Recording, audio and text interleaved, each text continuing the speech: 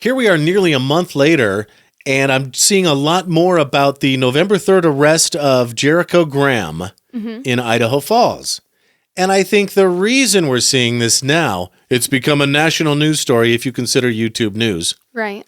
There is a civil rights lawyer in West Virginia, and he has made maybe Jericho or is it Kyle? Shoot, I don't remember the other guy's name. We'll tell you the whole story so you see it. But somebody went to somebody, and now this civil rights lawyer / YouTuber is talking about it, and how did the IFPD make a huge error in arresting this guy, Jericho Graham, on November 3rd. Here's the story. The guy had a felony warrant out for his arrest.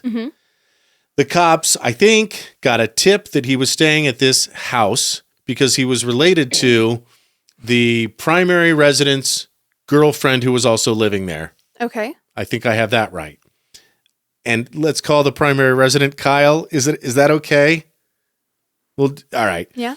Anyway, they went to the door, knocked on the door, and the people inside who were renting opened the door. And the cop said, "Hey, we're looking for this guy." And the girlfriend, I think, talked to them for a couple of minutes. And during that time, they got visual confirmation that the man they were trying to arrest on a felony warrant was inside the home. Oh, well, I mean... So guess what they did? They went inside the home. Right, because they had probable cause at that point. That's what I would think. Yeah. I would think that's... Now, first of all, I back the blue. I think the IFPD does a great job. And I'm also a huge advocate of civil rights, like I think we all are. Right. So I would say, how about don't be a felon and don't harbor a known violent fugitive? Wait, was he violent? That's according to the IFPD, yeah. Oh, well, I mean, then that's kind of different too. So the guy whose place it was, the primary resident, don't know if his name's Kyle. I hate to get hung up on that one detail. Anyway, if you Google Jericho Graham, you'll get the whole story. But I think I don't know if he put up a fight, but he certainly said something like, "Hey, what the hell are you doing busting into my home?" Right. And then I think the cops said something like, "Yeah, we have the right to do this. That's a felon and we need to take him." So I think I don't know if they arrested the primary resident, but I know that they arrested Jericho Graham that day. Right. Yeah. So. Yeah. I mean, here's the thing. At the end of the day, we need to be so careful about our civil rights because the second we allow them to be trampled even a little bit, that's when things can get really dicey. Yeah, right. In a lot of different ways. Yeah.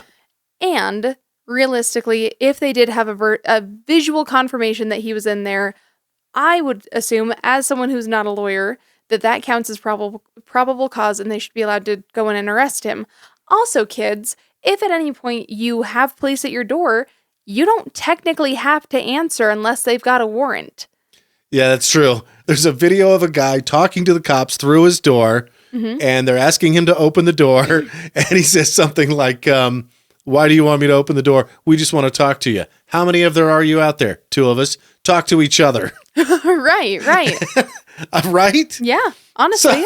But yeah, realistically, like, if there's no actual warrant and they're not telling you that you have to open the door, you don't have to. They're welcome to come up to your door and knock and talk. That's totally fine and allowed. But realistically, if you don't want to, you don't have to. Kind of like missionaries. Right, yeah. You know? Anyway, the only reason we're mentioning this now is, sometimes when we're talking about doing this show, obviously the content that you end up hearing and seeing has to pass through a filter. Yeah. And the filter typically is have you heard about this? Is this a thing? Are people talking about it? And it's just now, I think, starting to gain some traction. Local News 8, and that's why you saw the video we showed you earlier of Kevin blowing up the distractions in a distracting manner. Local News 8, I thought, did a great story on it, and there's some pretty good comments, too. Oh, interesting. Okay. In the comment section from a guy who seems to know his shit. Okay. Fair enough. And I do wonder, with all due respect to the West Virginia civil rights lawyer / YouTuber, if he's just doing this for some YouTube content. He probably is. And that's his right. Or if he really is standing on principle and believes in the fact that this was not the way it should have been done. Well, and it can be both, too. Yeah. Why not both? And realistically, the law is different state to state to state. So is he the most qualified person to be talking about it? I would really love to hear from a local lawyer what they think.